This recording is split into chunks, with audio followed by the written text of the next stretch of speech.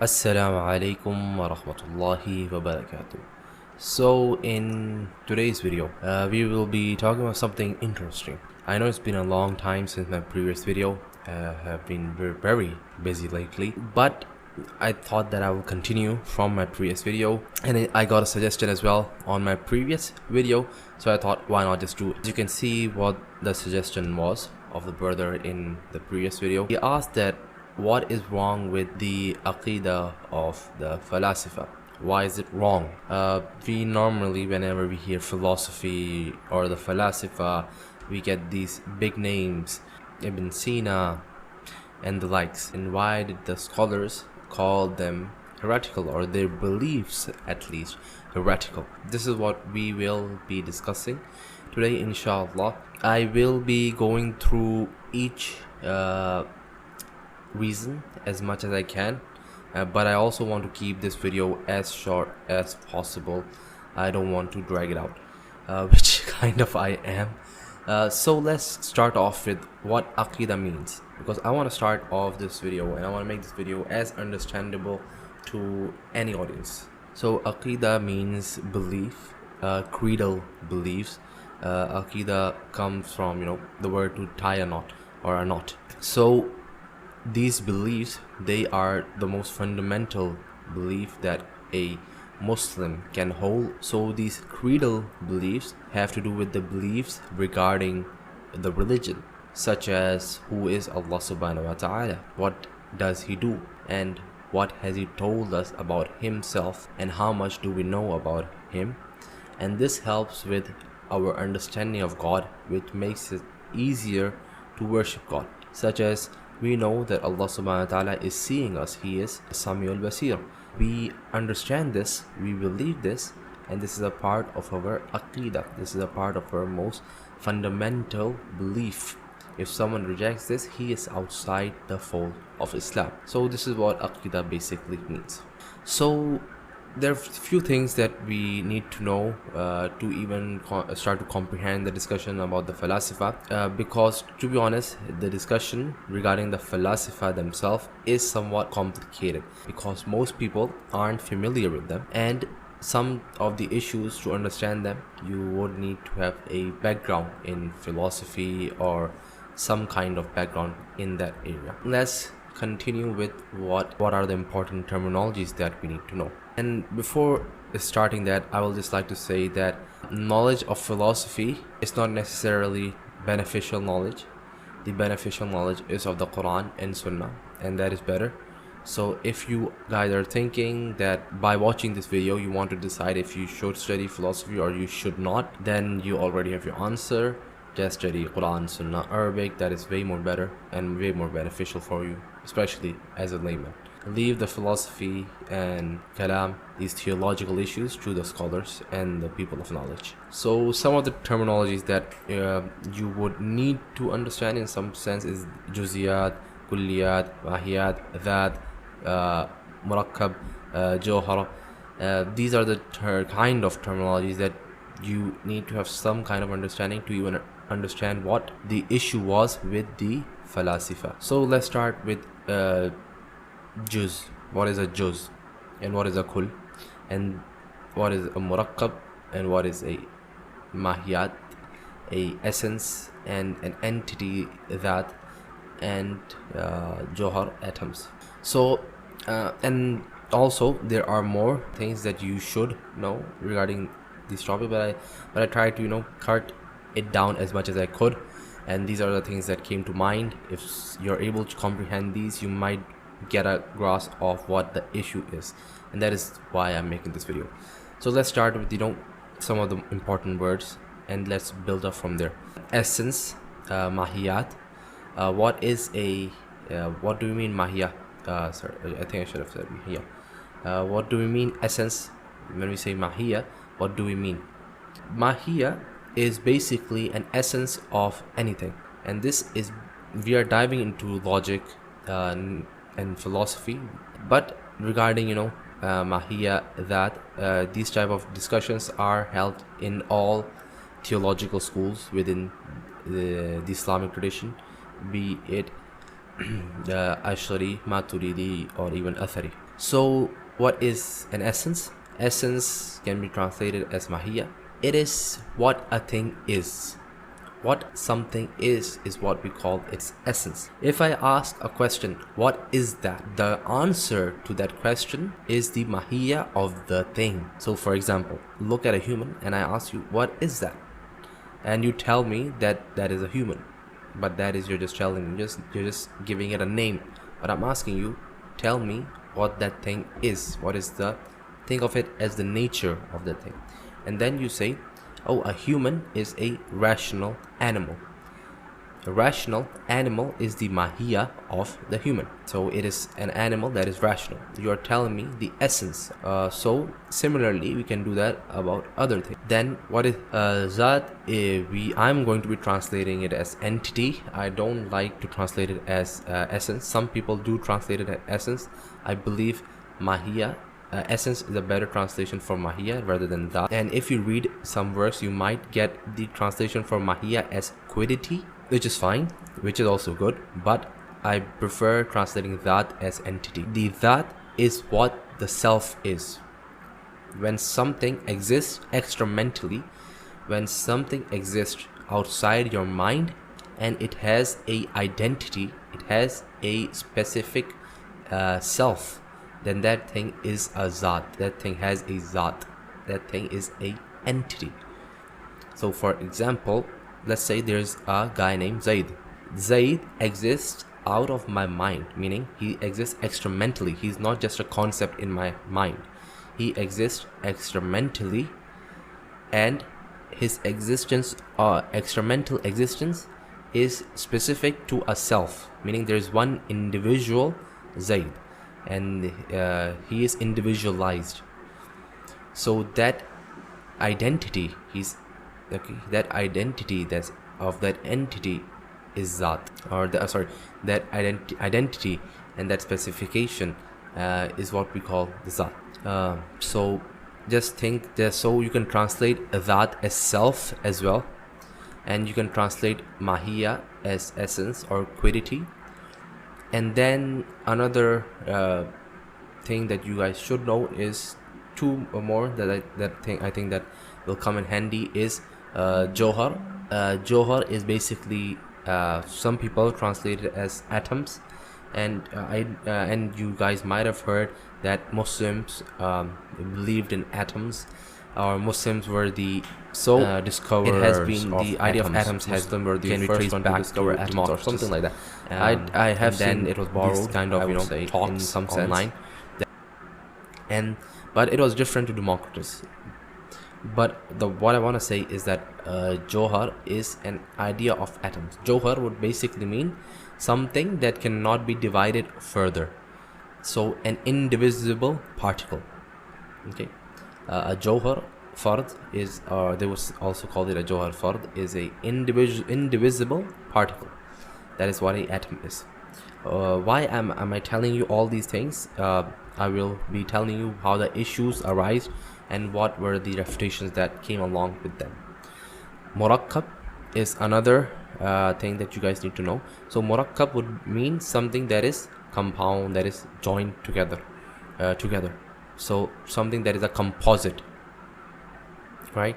So for example, I have a body, and my body is I have two hands, I have two legs, and they can be separated and put together, right? So I am a Murakkab.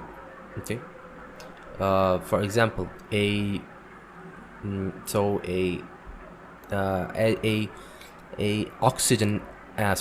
water molecule is a Murakkab of hydrogen, one hydrogen and two oxygens. I just said the opposite thing. One oxygen and two hydrogens. It is a Murakkab of one oxygen and two hydrogens. So that is what a water molecule is.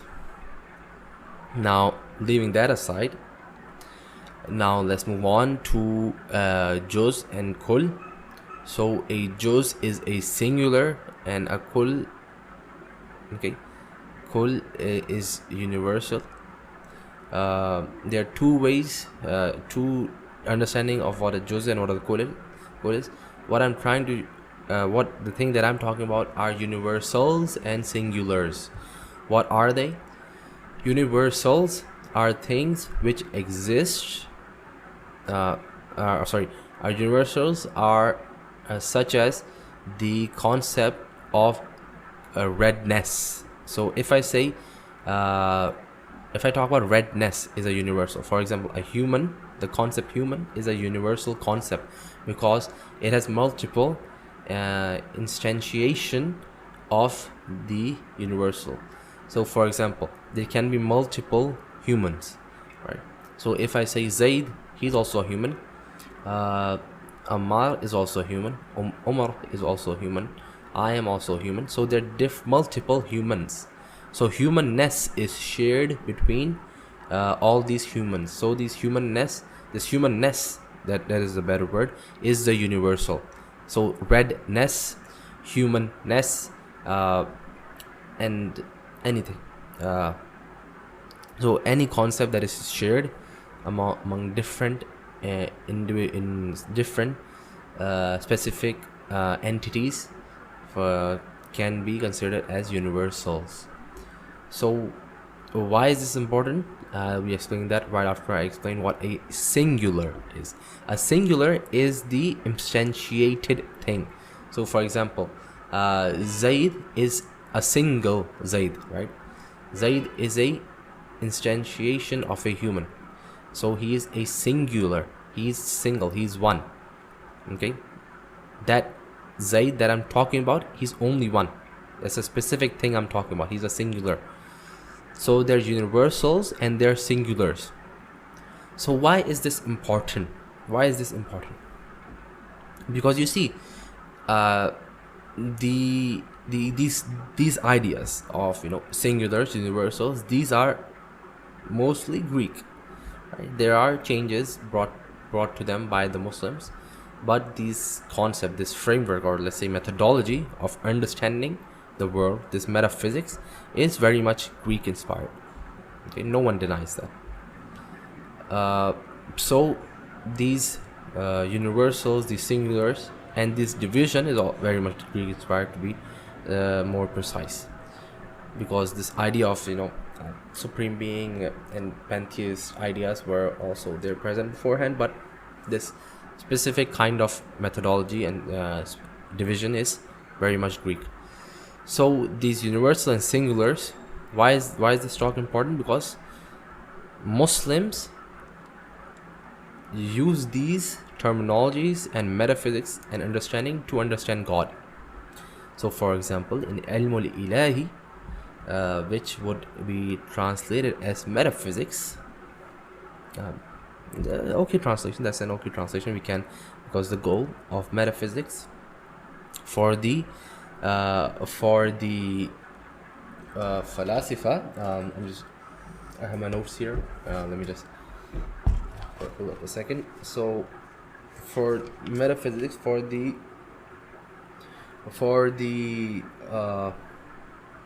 Falasifa, Ilmul Ilahi, okay, Ilmul Ilahi is basically the study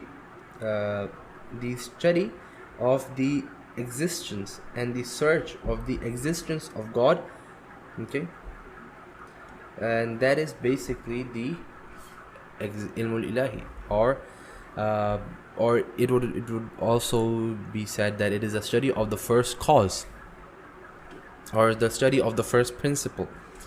You can take any other thing, but for Muslim metaphysicians, this is what Ilmul Ilahi would be. It would be the study of the first cause, which is basically God, identical to God. The first cause, the first principle is identical to God. Okay, so why is this problematic? Okay, this is what the question was, and already the video is pretty long. Why is this problematic? The problem here arises when the metaphysicians, the philosophers, they use these terminologies to understand God, the kayfiyah of Allah subhanahu wa ta'ala. So they have their own metaphysical assumption. Some of the philosophers held majority of the philosophers held that the universals have a actual existence, a khariji, extramental, actual existence. So this is where we differentiate the Falasifa and the in the general sense the Ahl-Sunnah wal Jama'ah differentiates. The Falasifa say that the concepts that the for example, some of the mahiyya or some of the universals of things have a actual extramental existence. So I'm not saying that the Falasifa believe that the example that I'm giving might be easier for you to understand. So this, I'll be giving a kind of example from Plato.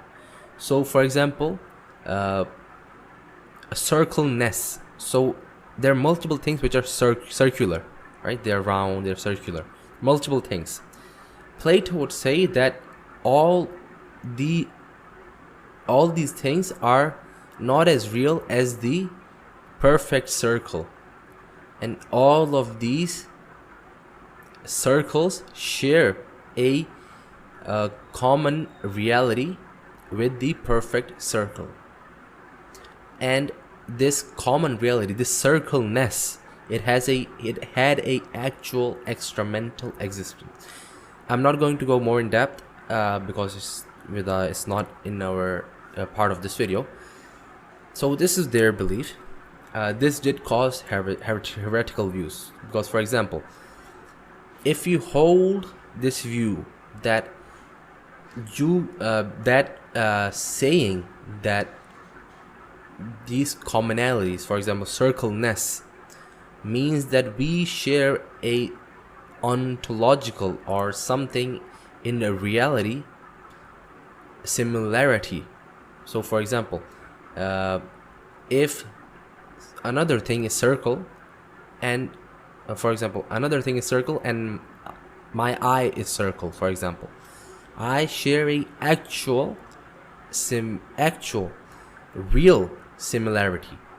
Okay, there is a actual ontological similarity between the circle and me, meaning we share something in reality. We actually are sharing something.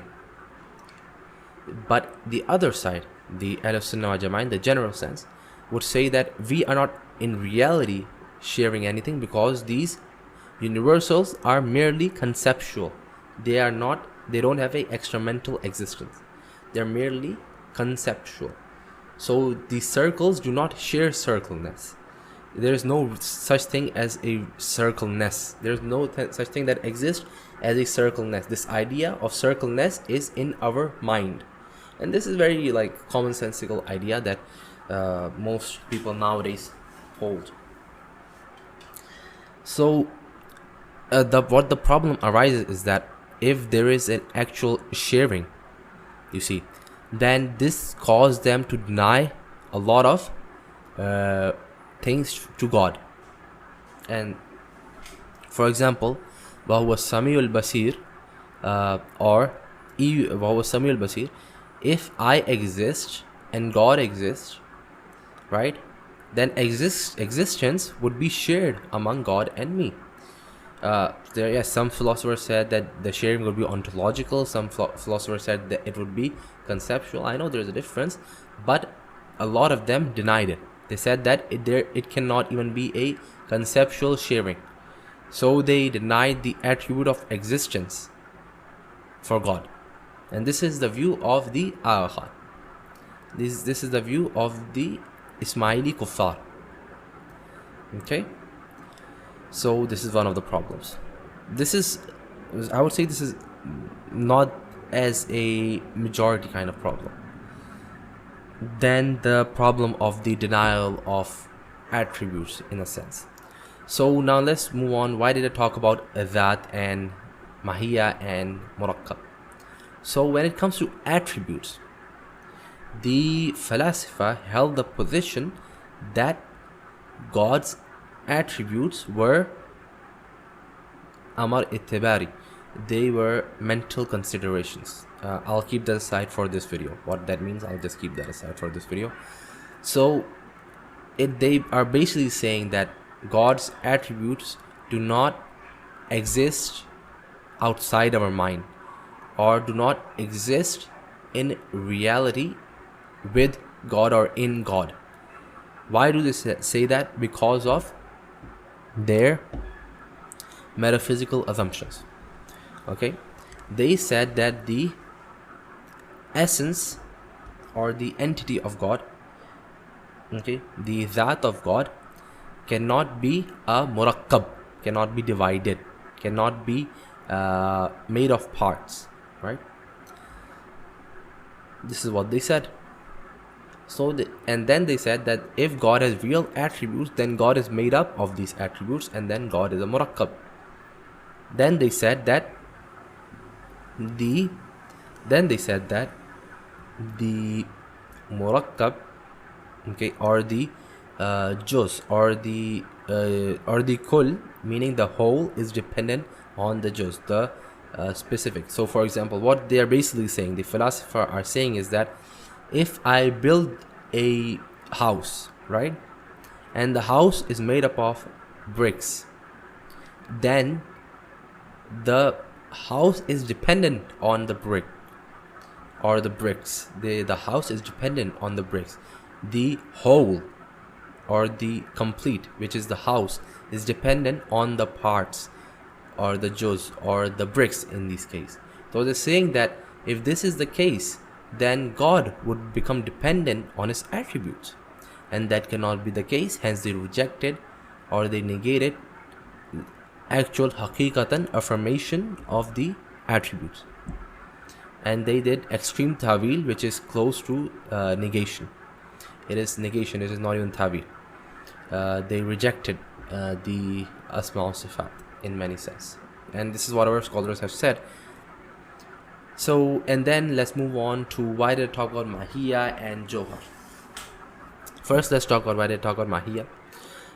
The correct understanding would be that we do not know, first of all, the Mahiyya of God, the essence of God. What is the real essence of God? What is God? La arif, la adri. We do not know, neither do we dive into these matters. We affirm there that there's an entity of God. Of course, we affirm that. Okay.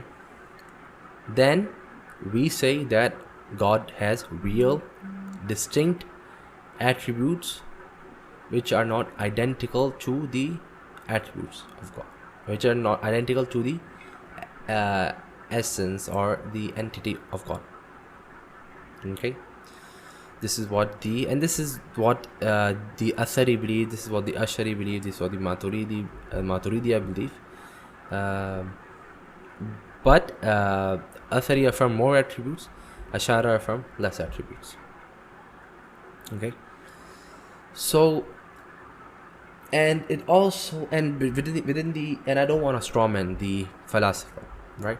The Falasifa didn't really claim that they were putting aqal over naqal.